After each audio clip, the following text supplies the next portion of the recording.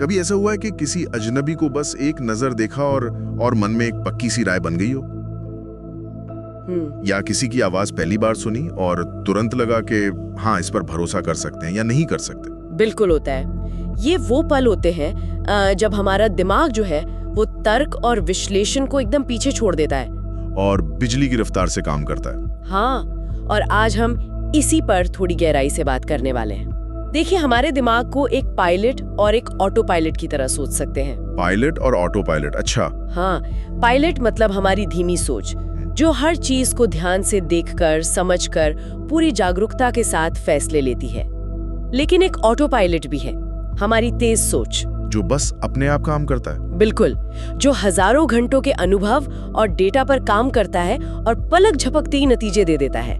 तो आज हम इसी ऑटो पायलट को समझने की कोशिश करेंगे। क्या बात है, ये तो बहुत दिलचस्प तरीका है इसे देखने का।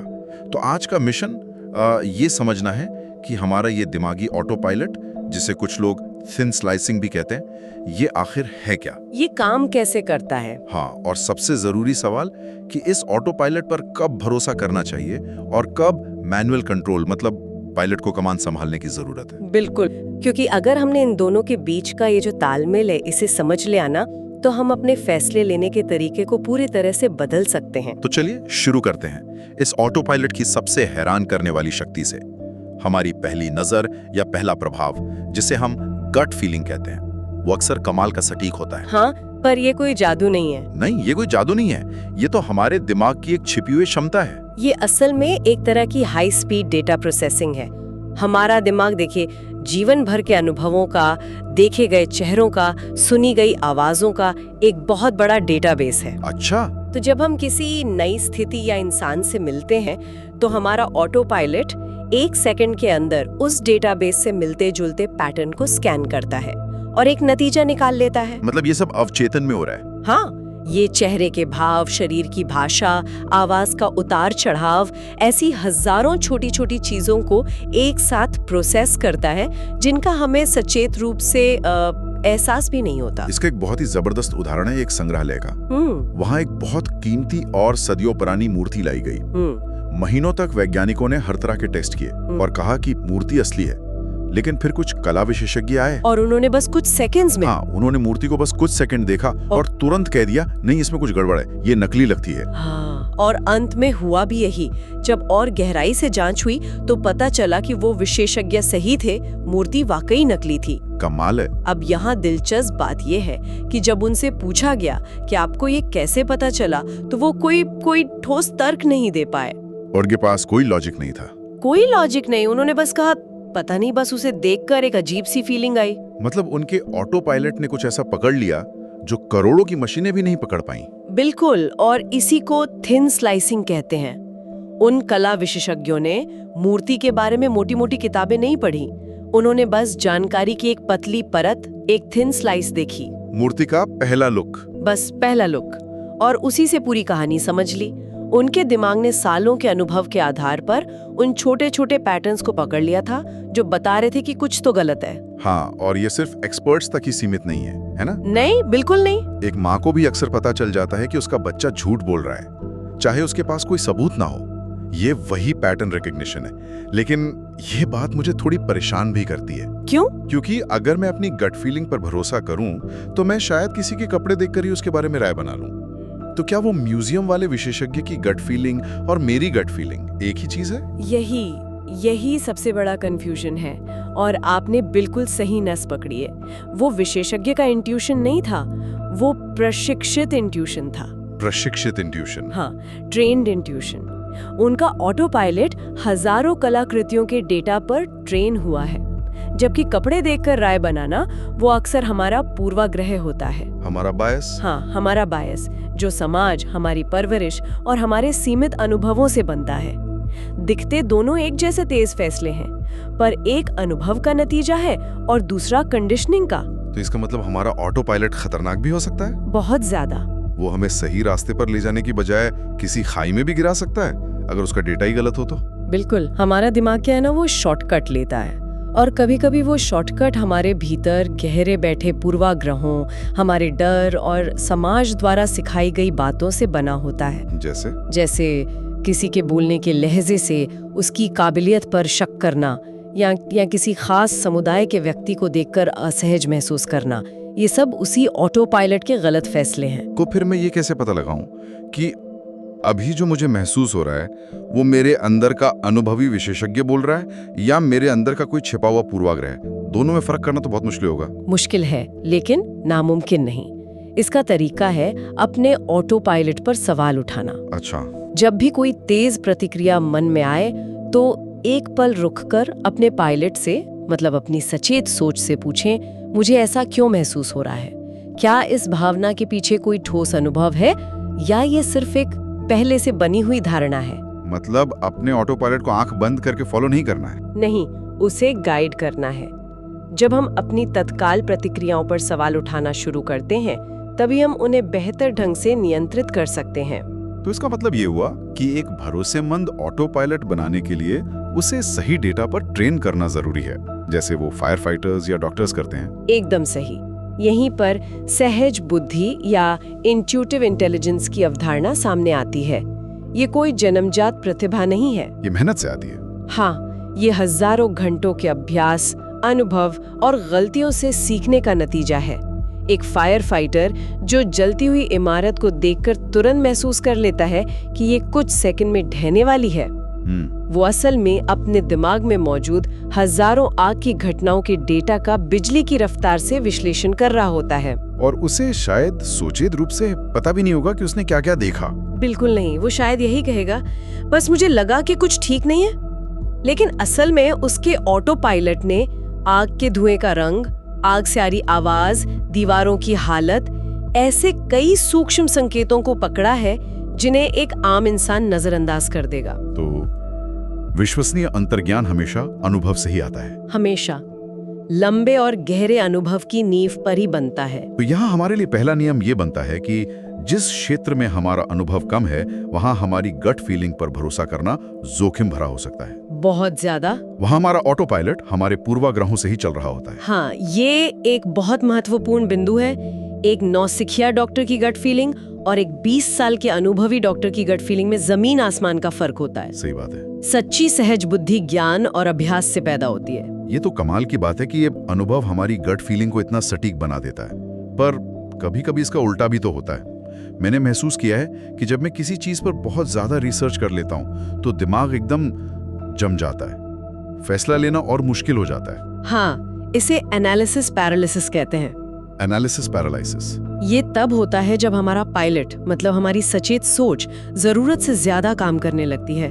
जब हम किसी चीज का बहुत ज्यादा सूक्ष्म विश्लेषण करते हैं तो हम उन विवरणों पर ध्यान केंद्रित करने लगते हैं जो वास्तव में महत्वपूर्ण नहीं होते, और दिमाग उलझ जाता है। हाँ, दिमाग जरूरी और गैर जरूरी जानकारी के बीच उलझ जाता है। जैसे कोई फोन खरीदने से पहले हम सैकड़ों रिव्यू पढ़ लें, हर छोटे बड़े फीचर की तुलना करने लगें और अंत में इतने भ्रमित हो जाएं कि कोई फैसला ही न ले पाएं। बिल्कुल। मुझे याद है एक बार मुझे सिर्फ एक नया फोन खरीदना था। मैंने 2 हफ्ते तक 50 वीडियो देख डाले, हर वेबसाइट पर स्पेसिफिकेशंस की तुलना की और अंत में इतना थक गई कि मैंने वही फोन ले लिया जो मेरे दोस्त के पास था। मतलब ज्यादा जानकारी ने मदद नहीं की? मदद नहीं की, बल्कि मुझे पंगु बना दिया। ऐसा होता क्यों है? ज्यादा जानकारी को तो बेहतर फैसले में मदद करनी चाहिए। हमारा सचेत मन, हमारा पायलट, एक समय में बहुत सीमित जानकारी ही प्रोसेस कर सकता है। जब हम उसे बहुत ज्यादा डेटा देते हैं तो वो मुख्य पैटर्न को देखने की अपनी क्षमता खो देता है। अच्छा। जबकि हमारा प्रशिक्षित ऑटो पायलट, वो तेज सोचने वाला हिस्सा, वो गैर जरूरी जानकारी को फिल्टर करके सिर्फ सबसे महत्वपूर्ण चीजों पर ध्यान केंद्रित कर सकता है। तो सही परिस्थितियों में तेज और सहज फैसले ज्यादा साफ हो सकते हैं। हाँ, ज्यादा साफ और ज्यादा शुद्ध हो सकते हैं। तो अगर हम इस पूरी बातचीत को समेटें तो कुछ बड़े नियम साफ होते हैं। पहला तो ये कि हमारी गट फीलिंग कोई जादू नहीं, बल्कि हमारे दिमाग का सबसे तेज डेटा एनालिस्ट है। ये सालों के अनुभव को 1 सेकंड में निचोड़कर हमें नतीजा देता है। दूसरा और उतना ही महत्वपूर्ण नियम ये है कि हमें ये जांचना होगा कि हमारा ये डेटा एनालिस्ट प्रशिक्षित है या पूर्वाग्रहों से भरा हुआ है। हाँ, मतलब हमारा ऑटो पायलट अनुभव पर चल रहा है या सिर्फ कंडीशनिंग पर। बिल्कुल। और तीसरा नियम जो मुझे बहुत दिलचस्प लगा वो ये है कि कभी-कभी अपने पायलट यानी अपनी सचेत सोच को थोड़ा आराम देना भी जरूरी है। जरूरत से ज्यादा विश्लेषण हमें लकवाग्रस्त कर सकता है। बिल्कुल। चुनौती इन दोनों के बीच संतुलन बनाने की है, ये जानने की कि कब विश्लेषण करना है और कब अपने प्रशिक्षित ऑटो पायलट पर भरोसा करना है। ये तो अपने अंदर के एक छिपे हुए साथी से दोस्ती करने जैसा है। हाँ, ये हमारे भीतर के उस छिपे हुए निर्णय निर्माता से दोस्ती करने जैसा है जो एक झपकी में दुनिया को पढ़ लेता है। इन सचमुच हमारे सोचने के तरीके को एक नई नजर से देखने जैसा है। ये हमें सिखाता है कि हमारे दिमाग की सतह के नीचे बहुत कुछ चल रहा होता है जिसे हम अक्सर समझ नहीं पाते। और शायद यही सबसे बड़ी सीख है, अपने दिमाग के पायलट और ऑटो पायलट दोनों का सम्मान करना, धीमी और तर्क संगत सोच का भी और तेज और सहज सोच का भी। असली बुद्धिमानी इन दोनों के बीच सही तालमेल बिठाने में ही है। बिल्कुल। तो आज की बातचीत को यहीं रोकते हैं। इसने मुझे अपने ही फैसलों के बारे में बहुत कुछ सोचने पर मजबूर कर दिया है। और श्रोताओं के लिए एक अंतिम विचार छोड़ जाते हैं। जरा सोचिए, हमारे दिन प्रतिदिन के कितने छोटे बड़े फैसले जिन्हें हम तर्कसंगत मानते हैं, असल में हमारे दिमागी ऑटो पायलट की एक पलक झपकने वाली प्रतिक्रिया से ही तय हो जाते हैं। और अगर हम इस शक्ति को पहचान कर इसे सही तरीके से प्रशिक्षित करना सीख जाएं, तो क्या हम बेहतर और अधिक सटीक निर्णय लेने वाले इंसान बन सकते हैं? ये हमारे दिमाग के काम करने के एक बहुत ही बुनियादी और शक्तिशाली तरीके की तरफ इशारा करता है। अच्छा, कैसे? सोचिए, हमारे दिमाग के दो हिस्से हैं। एक है हमारा स्लो मोशन दिमाग, जो हर चीज को तसल्ली से तौलता है, विश्लेषण करता है, लिस्ट बनाता है। हाँ, जो सोच समझकर फैसले लेता है। बिल्कुल। और दूसरा है हमारा सुपर फास्ट दिमाग, जो बिना किसी आवाज के पर्दे के पीछे से बिजली की रफ्तार से काम करता है। और आज हम इसी सुपर फास्ट दिमाग की दुनिया में उतरने वाले हैं। हमारी ये पड़ताल इसी बारे में है कि आखिर ये पलक झपकने वाली सोच है क्या, ये काम कैसे करती है, और सबसे बड़ा सवाल, इस पर कब भरोसा करें और कब इससे सावधान रहें। चलिए पता लगाते हैं।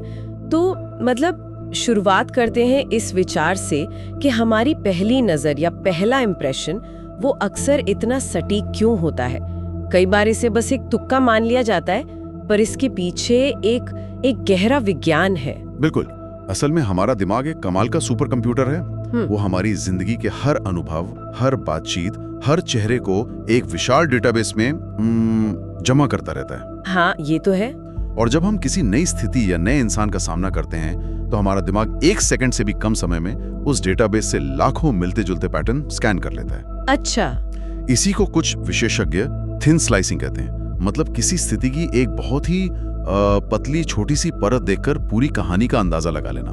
जैसे वो एक उदाहरण है ना, किसी शादीशुदा जोड़े की सिर्फ 3 मिनट की बातचीत देखकर ये बता देना कि उनका रिश्ता अगले 10 साल चलेगा या नहीं। हाँ बिल्कुल, वही 3 मिनट में 10 साल का फैसला। ये तो सुनने में मतलब नामुमकिन लगता है। पर शोध में ऐसा बार बार देखा गया है, क्योंकि उन 3 मिनटों में हमारा अवचेतन मन वो सब कुछ पकड़ लेता है जो हमारा सचेत मन नहीं देख पाता। क्या क्या चीजें? जैसे आवाज का हल्का सा उतार चढ़ाव, एक दूसरे की बात काट देना, या आंखों में आई एक पल की चमक।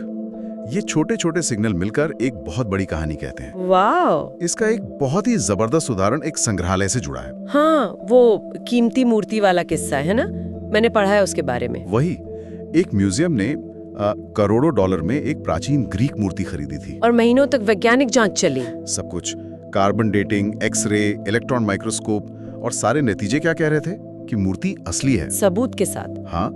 फिर एक दिन कुछ बेहद अनुभवी कला इतिहासकारों को बुलाया गया, और उनमें से एक ने मूर्ति को बस एक नजर देखा और कहा, नहीं, ये नकली है। सिर्फ एक नजर में, महीनों की वैज्ञानिक जांच के खिलाफ।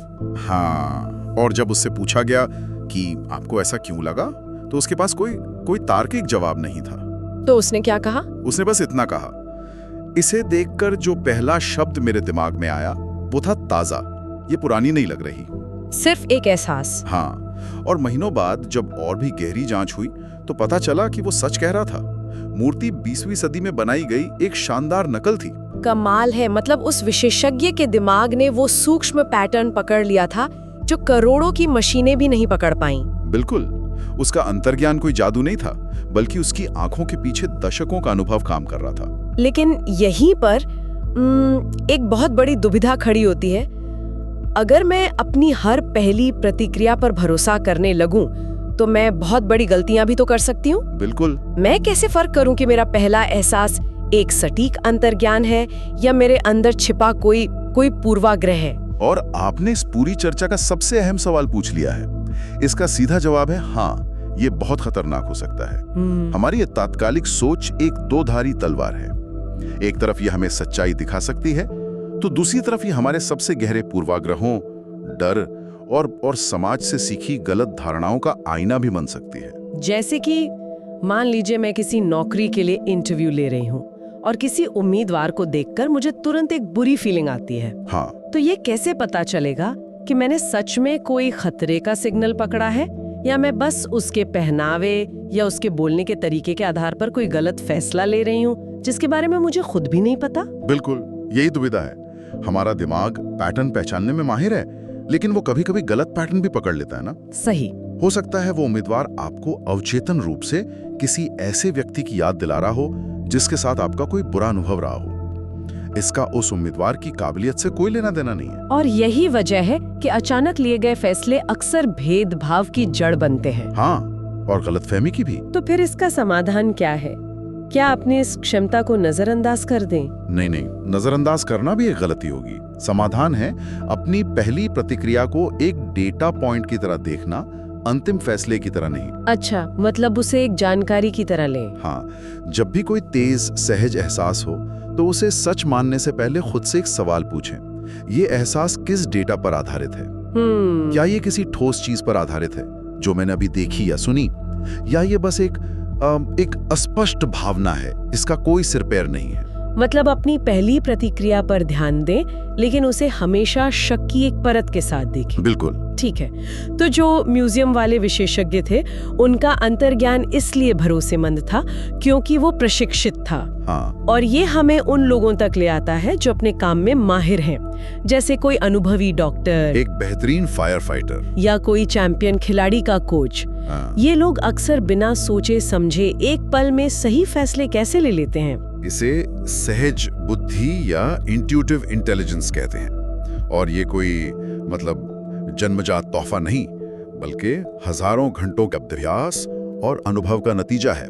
हजारों घंटे? हाँ, एक अनुभवी डॉक्टर मरीज के कमरे में कदम रखते ही सिर्फ उसकी त्वचा का रंग या उसकी सांस की आवाज सुनकर समझ जाता है कि कुछ बहुत गंभीर गड़बड़ है, भले ही सारी रिपोर्ट्स नॉर्मल हों। क्योंकि उसने हजारों मरीज देखे हैं, तो उसका दिमाग अब उन सूक्ष्म पैटर्न्स को तुरंत पहचान लेता है। एकदम सही। या उस फायर फाइटर के बारे में सोचिए, जो एक जलती हुई इमारत के अंदर है और अचानक अपनी पूरी टीम को बाहर निकलने का आदेश देता है। और उसके आदेश देने के कुछ सेकंड बाद ही इमारत का वो हिस्सा ढह जाता है। जब उससे बाद में पूछा जाता है कि तुम्हें कैसे पता चला, तो वो शायद कोई तार्किक कारण ना बता पाए। वो ये नहीं कहेगा कि मैंने आग की लपटों की ऊंचाई और धुएं के घनत्व का विश्लेषण किया। वो बस कहेगा, मुझे बस लगा कि अब निकलना चाहिए। और वो जो लगना है वही उसकी सहज बुद्धि है। उसका अवचेतन मन आग की आवाज में आए हल्के से बदलाव या हवा में महसूस हुई एक अजीब सी शांति जैसे उन दर्जनों सिग्नलों को एक साथ प्रोसेस कर रहा था, जिनके बारे में सोचने का उसके पास समय ही नहीं था। बिल्कुल। उसका अंतर्ज्ञान उसके अनुभव से बना एक हाई स्पीड डेटा प्रोसेसर है।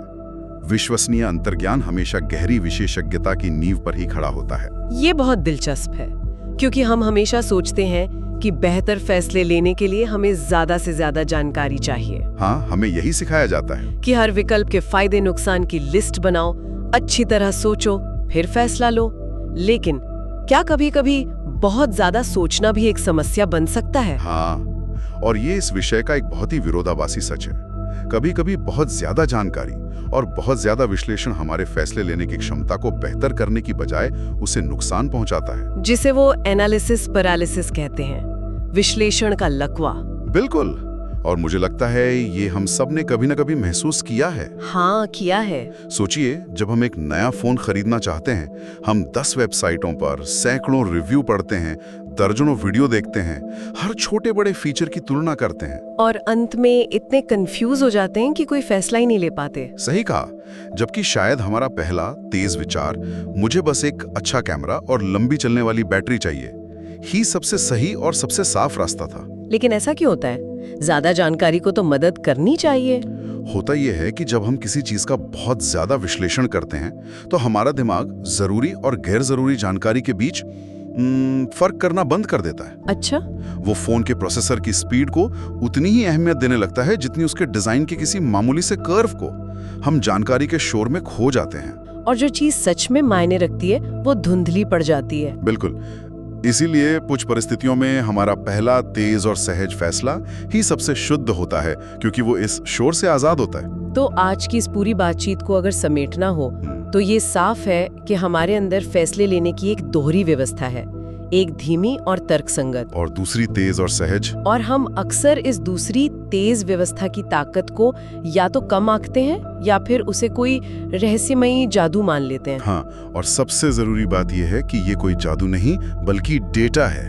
आपका अंतर्ज्ञान आपके दिमाग का वो हिस्सा है जो आपके जीवन भर के अनुभवों को एक पल में प्रोसेस कर रहा है। तो असली कला क्या है? असली कला अपने अंतर्ज्ञान पर आंख मूंद कर भरोसा करना नहीं है और न ही उसे पूरी तरह खारिज करना है। असली कला है अपने इस तेज दिमाग से एक रिश्ता बनाना, उसे सुनना सीखना। हाँ, और फिर उससे सही सवाल पूछना।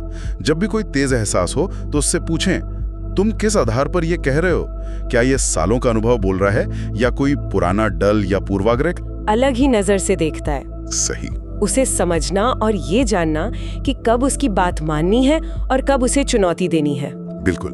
अगर हम अपनी इस क्षमता को पहचान कर इसे प्रशिक्षित कर पाएं, तो ये हमारे जीवन के छोटे बड़े फैसलों में एक असाधारण स्पष्टता और सटीकता ला सकती है। एक ऐसी शक्ति है जो हम सबके अंदर मौजूद है, बस उसे समझने और सही तरीके से इस्तेमाल करने की जरूरत है। वाकई ये बातचीत दिमाग के एक ऐसे दरवाजे को खोलती है जिसके बारे में हम ज्यादा सोचते नहीं। ये हमें याद दिलाती है कि हमारे सबसे तेज फैसले भी उतने ही गहरे हो सकते हैं जितने हमारे सबसे सोचे समझे विचार। बस शर्त यह है कि हम उस तेज दिमाग की भाषा को समझना सीख जाएं। और जाते जाते सुनने वालों के लिए एक सवाल छोड़ जाते हैं। जरा सोचिए, हमारे दिन प्रतिदिन के कितने फैसले जिन्हें हम बड़ा तर्कसंगत और सोचा समझा मानते हैं, असल में वो हमारे उसी तेज दिमाग का नतीजा होते हैं जिसने एक सेकंड में अपना मन बना लिया था। और बाकी का समय तो हम बस उस फैसले को सही ठहराने के लिए तर्क ढूंढते रहते हैं। हाँ। और अगर ये सच है तो क्या होगा अगर हम तर्क ढूंढने की बजाय सीधे उस तेज दिमाग से ही एक ईमानदार बातचीत करना सीख जाएं?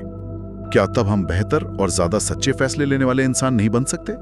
इंसानी दिमाग के उस हैरान करने वाली क्षमता पर बात करेंगे जो पलक झपकते ही, मतलब बिना ज्यादा सोचे समझे, किसी नतीजे पर पहुंच जाती है। इसे थिन स्लाइसिंग भी कहा जाता है। तो सवाल बेसिकली ये उठता है कि क्या ये जो तेज एकदम से आने वाले फैसले हैं, ये हमारे गहरे अनुभव का निचोड़ हैं जिन पर हम भरोसा कर सकते हैं, या फिर ये हमारे अंदर छिपे पूर्वाग्रहों का एक खतरनाक खेल हैं जिनसे हमें हर हाल में सावधान रहना चाहिए? बिल्कुल, मेरा पक्ष यही है कि ये तात्कालिक निर्णय, ये जो गट फीलिंग होती है, ये अक्सर आश्चर्यजनक रूप से सटीक और शक्तिशाली होती है। ये हमारे अवचेतन मन की बुद्धिमत्ता का सबूत है। और मैं ये तर्क दूंगा कि इन पर भरोसा करना एक बहुत बड़ा जोखिम है। ये अक्सर हमें गंभीर गलतियों और सच कहूं तो अन्यायपूर्ण नतीजों की तरफ भी ले जाता है। तो चलिए शुरू करते हैं। देखिए, मेरा मानना है कि ये जो तात्कालिक निर्णय हैं, ये कोई जादू या कोई तुक्का नहीं है। ये तो हमारे अवचेतन मन का जो सालों का अनुभव है, जो जानकारी है, जो पैटर्न हमने देखे हैं, उसको निचोड़कर एक सेकंड में पेश किया गया एक निष्कर्ष है। ये हमारे दिमाग की एक असाधारण क्षमता है। स्रोत सामग्री में जो कला विशेषज्ञों वाला उदाहरण है, जरा उसे गहराई से देखते हैं। एक म्यूजियम ने करोड़ों डॉलर में एक प्राचीन ग्रीक मूर्ति खरीदी। अब उसकी प्रामाणिकता की पुष्टि के लिए वैज्ञानिकों ने 14 महीने तक जांच की, लेकिन जब कुछ कला विशेषज्ञों ने उसे देखा तो उन्हें बस कुछ ही सेकंड में शक हो गया। एक ने कहा कि इसे देखते ही मुझे एक अजीब सी ठंडक महसूस हुई। दूसरे ने कहा कि उसके नाखून अजीब लग रहे थे। ये वो सूक्ष्म संकेत थे जिन्हें वैज्ञानिक जांच पकड़ ही नहीं पाई, और अंत में क्या हुआ, वो मूर्ति नकली निकली। सही बात है। तो ये साबित करता है ना, कि हमारा अवचेतन मन ऐसे पैटर्न पहचान सकता है जिसे हमारा सचेत मन पकड़ ही नहीं पाता। ये एक विकसित कौशल है, खासकर उन लोगों में जो अपने क्षेत्र के माहिर हैं, जैसे डॉक्टर, फायर फाइटर्स या कोच, जो दबाव में तुरंत सही फैसले लेते हैं। ये उदाहरण सुनने में, मैं मानता हूँ, बहुत प्रभावशाली लगता है, लेकिन मैं इस विचार से बिल्कुल सहमत नहीं हूँ कि इन तात्कालिक निर्णयों पर आंख बंद करके भरोसा किया जा सकता है। ये जितने शक्तिशाली हो सकते हैं, उतने ही शायद उससे भी ज्यादा खतरनाक भी हैं, क्योंकि ये अक्सर हमारे गहरे पूर्वाग्रहों, हमारे डर और हमारी सामाजिक कंडीशनिंग से प्रभावित होते हैं। आपने एक निर्जीव मूर्ति का उदाहरण दिया। ठीक है, पर जब हम इंसानों के बारे में ऐसे ही पलक झपकते फैसले लेते हैं तो नतीजे भयावह हो सकते हैं। स्रोत सामग्री खुद वॉरेन हार्डिंग एरर की बात करती है।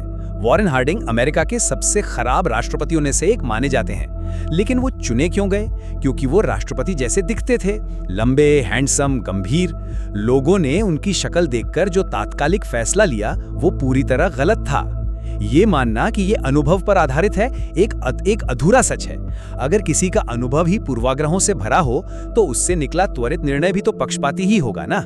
इसलिए इन तात्कालिक फैसलों को एक भरोसेमंद गाइड मानने के बजाय हमें उन्हें एक ऐसी प्रवृत्ति के रूप में देखना चाहिए जिसकी गंभीर रूप से जांच होनी चाहिए। आपने जो वॉरेन हार्डिंग का उदाहरण दिया वो बहुत महत्वपूर्ण है, बिल्कुल, लेकिन मुझे लगता है कि ये मेरे तर्क को काटता नहीं बल्कि उसे और ज्यादा स्पष्ट करता है।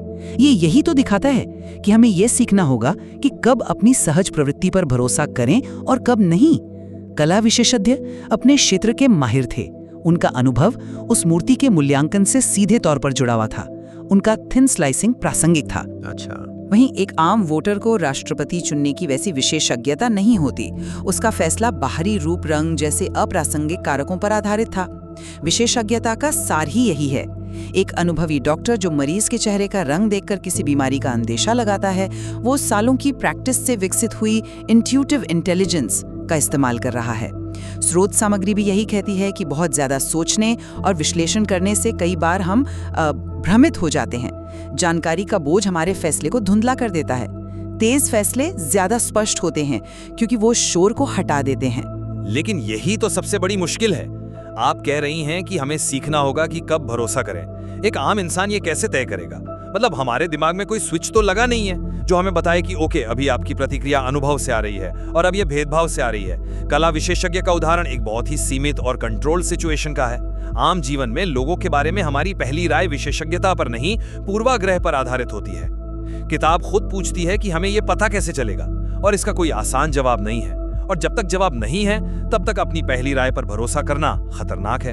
आप डॉक्टर का उदाहरण देते हैं, पर उन डॉक्टरों का क्या जो किसी मरीज के लिंग या नस्ल के आधार पर उनके दर्द को कम आंकते हैं? क्या वो उनका अनुभव है या उनका पूर्वाग्रह है? इन दोनों के बीच की रेखा इतनी धुंधली है कि उसे अलग करना लगभग नामुमकिन है। ये एक बहुत ही जायज सवाल है और किताब का तर्क ये नहीं है कि ये आसान है, बल्कि ये है कि हम इसका जवाब आत्मविश्लेषण से और अपने निर्णयों के परिणामों पर ध्यान देकर सीखते हैं। जब हमारी पहली राय गलत साबित होती है तो हमें रुक कर पूछना चाहिए, ये गलत क्यों हुई? क्या ये अनुभव की कमी थी या किसी पूर्वाग्रह का असर था? लेकिन इस क्षमता को सिर्फ इसलिए खारिज कर देना कि ये हमेशा सही नहीं होती, ये ठीक नहीं है। और ये क्षमता सिर्फ विशेषज्ञों तक सीमित नहीं है, ये एक मानवीय क्षमता है। किताब बताती है कि कैसे लोग कुछ सेकंड के लिए किसी के चेहरे के हाव भाव देखकर बता सकते हैं कि वो इंसान भरोसेमंद है या नहीं, या दो लोगों के बीच का रिश्ता कैसा है। ये हमारे विकास का हिस्सा है। एक सामाजिक प्राणी होने के नाते हमने दूसरों को पढ़ने की ये क्षमता विकसित की है। हाँ, ये पूरी तरह से अचूक नहीं हो सकती, लेकिन ये एक शक्तिशाली उपकरण है जिसे हम सभी इस्तेमाल करते हैं। इसे नजरअंदाज करना मतलब दुनिया को एक आंख बंद करके देखने जैसा है। एक उपकरण, हाँ, लेकिन क्या यह भरोसेमंद है? आप इसे एक विकसित कौशल कह रही हैं, पर मैं इसे एक आलसी मानसिक आदत कहूंगा। हमारा दिमाग पैटर्न खोजने के लिए बना है, बिल्कुल सही बात है, लेकिन वो गलत पैटर्न भी उतनी ही आसानी से खोज लेता है। आपने चेहरे के हाव भाव पढ़ने की बात की, ये सुनने में अच्छा लगता है, पर असल में ये बहुत अविश्वसनीय है। हम अक्सर वही देखते हैं जो हम देखना चाहते हैं। अगर हमें पहले से ही किसी पर शक है तो हम उसके हर हाव भाव को उसी शक की निगाह से देखेंगे। तो ये कोई विश्वसनीय कौशल नहीं हुआ, ये तो एक मानसिक शॉर्टकट हुआ। हमारा दिमाग ऊर्जा बचाने के लिए चीजों को श्रेणियों में बांटता है, और यही शॉर्टकट स्टीरियोटाइप्स को जन्म देता है। जब हम कहते हैं ना कि मुझे पहली नजर में ही पता चल गया था कि वो ऐसा होगा, तो हम अक्सर अपनी धारणा की पुष्टि कर रहे होते हैं, ना कि किसी गहरी सच्चाई को उजागर कर रहे होते हैं। मैं मानती हूँ कि इसमें जोखिम है, लेकिन जोखिम तो हर फैसले में होता है, चाहे वो सोच समझ कर लिया जाए या तुरंत। धीमे और तर्कसंगत फैसले भी तो गलत हो सकते हैं। कभी-कभी बहुत ज्यादा विश्लेषण हमें पैरालिसिस बाय एनालिसिस की स्थिति में ले जाता है, जहां हम कोई फैसला ही नहीं ले पाते। तात्कालिक निर्णय हमें उस जड़ता से बाहर निकालते हैं। स्रोत सामग्री का अंतिम संदेश भी यही है कि ये एक कौशल है। इसे न तो पूरी तरह नजरअंदाज करना चाहिए और न ही इस पर आंख बंद करके निर्भर रहना चाहिए। इसे पहचाना जा सकता है, सुधारा जा सकता है और प्रशिक्षित भी किया जा सकता है। प्रशिक्षित कैसे? जैसे एक फायर फाइटर जलती हुई इमारत को देखकर ये भांपना सीखता है कि वो कब गिरने वाली है, वैसे ही हम भी सीख सकते हैं। अगर हम अपने अनुभवों के प्रति जागरूक रहें और अपनी गलतियों से सीखें, तो हम इस थिन स्लाइसिंग की क्षमता को बेहतर बना सकते हैं। ये एक मांसपेशी की तरह है। जितना अधिक आप इसे सही तरीके से उपयोग करते हैं, ये उतने ही मजबूत होती है। एक मांसपेशियां थक जाती हैं और गलतियां करती हैं, और जब ये मांसपेशी किसी की नौकरी, किसी के भविष्य या किसी की प्रतिष्ठा के बारे में फैसला करती है, तो एक गलती भी बहुत महंगी पड़ सकती है। प्रशिक्षित किया जा सकता है, ये कहना बहुत आसान है, लेकिन ये व्यावहारिक रूप से होगा कैसे? अपने अवचेतन में बसे पूर्वाग्रहों को पहचानना और उन पर नियंत्रण पाना, ये लगभग असंभव है। ये पूर्वाग्रह दशकों की सामाजिक कंडीशनिंग, मीडिया और व्यक्तिगत अनुभवों से बनते हैं। हम सचेत रूप से तो कह सकते हैं कि हम पक्षपाती नहीं हैं, लेकिन हमारी पहली तात्कालिक प्रतिक्रिया अक्सर उस गहरी कंडीशनिंग से ही निकलती है। जब तक कोई व्यक्ति आत्म जागरूकता के उच्चतम स्तर पर ना हो, तब तक अपनी सहज प्रवृत्ति पर भरोसा करना एक जुआ खेलने जैसा है, जिसमें किसी और के जीवन पर गलत फैसला लेने का नुकसान हमेशा बना रहता है। तर्कसंगत सोच शायद धीमी हो, पर वो ज्यादा भरोसेमंद है। लेकिन अगर हम इस पर काम ही न करें तो सुधार कैसे होगा? इसे एक जोखिम मानकर पूरी तरह छोड़ देना तो उस बच्चे की तरह है जो गिरने के डर से चलना ही ना सीखे। किताब हमें अपने फैसलों के स्रोत को समझने के लिए प्रोत्साहित करती है। वो हमें पूछने के लिए कहती है, ये भावना आ कहां से रही है? हो सकता है कि शुरुआत में हम ये न जान पाएं कि ये अनुभव है या पूर्वाग्रह, लेकिन समय के साथ सचेत अभ्यास के साथ हम बेहतर हो सकते हैं। स्रोत सामग्री में पुलिस अधिकारियों के प्रशिक्षण का भी जिक्र है, जहां उन्हें तनावपूर्ण स्थितियों में बेहतर तात्कालिक निर्णय लेने के लिए ट्रेन किया जाता है। उन्हें सिखाया जाता है कि खतरे के असली संकेतों और अपने डर के बीच कैसे फर्क करें। क्या ये आसान है? नहीं। पर क्या ये असंभव है? बिल्कुल नहीं। ये एक बहुत आदर्शवादी दृष्टिकोण है। आप सचेत अभ्यास की बात कर रही हैं, लेकिन तात्कालिक निर्णय की प्रकृति ही अचेतन है। ये तो एक विरोधाभास है। जिस क्षण आप अपनी सहज प्रवृत्ति के बारे में सोचना शुरू कर देते हैं, वो सहज नहीं रह जाती। वो धीमी विश्लेषणात्मक सोच बन जाती है।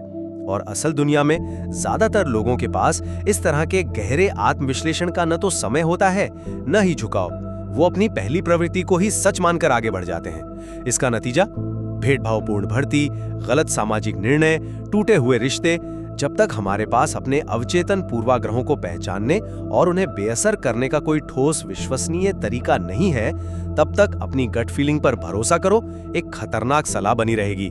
सावधानी और तर्कसंगत सोच हमेशा एक बेहतर गाइड है, खासकर जब फैसले महत्वपूर्ण हो। आज की चर्चा से ये तो स्पष्ट है कि तात्कालिक निर्णय हमारे दिमाग की एक जटिल और शक्तिशाली क्षमता है। ये हमारे अनुभवों का सार है जो हमें शोर से परे देखने और पैटर्न को पहचानने में मदद करता है। अगर इसे सही तरीके से समझा और साधा जाए तो ये एक असाधारण मार्गदर्शक हो सकता है। इसे केवल पूर्वाग्रह कहकर खारिज कर देना हमारे दिमाग की एक अद्भुत क्षमता को नजरअंदाज करना होगा। वहीं दूसरी ओर हमने ये भी देखा कि यही क्षमता कितनी आसानी से हमारे गहरे पूर्वाग्रहों और सामाजिक कंडीशनिंग से दूषित हो सकती है। बिना गहरी आत्म जागरूकता और आलोचनात्मक सोच के अपनी पहली प्रवृत्ति पर भरोसा करना हमें गलत और अन्यायपूर्ण निर्णयों की ओर ले जा सकता है। यह एक ऐसा उपकरण है जो जितना उपयोगी हो सकता है, उतना ही विनाशकारी भी। इसलिए इसके इस्तेमाल में अत्यधिक सावधानी बरतना बेहद जरूरी है। अंत में ये बहस दिखाती है कि इंसानी निर्णय प्रक्रिया में कोई एक सीधा जवाब नहीं है। हमारे अंदर एक तेज, सहज और पैटर्न पहचानने वाला दिमाग है और एक धीमा, तर्कशील और विश्लेषण करने वाला दिमाग भी है।